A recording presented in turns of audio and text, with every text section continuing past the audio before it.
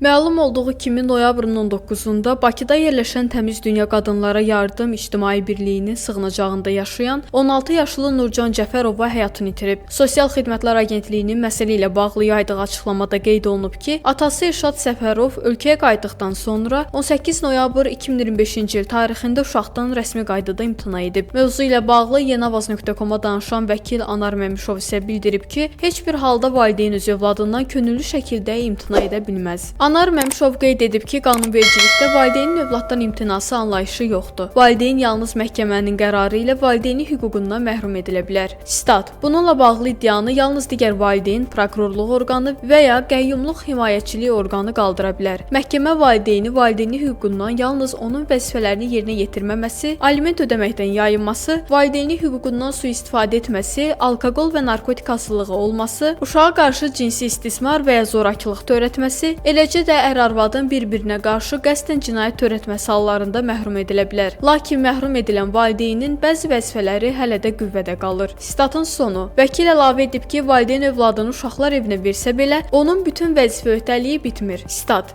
Belə hallarda valideyn övladı üzərində hüquqlarını itirmir. Bu yalnız valideynin valideyni hüququndan məhrum edildiyi hallarda mümkün ola bilər. Statın sonu.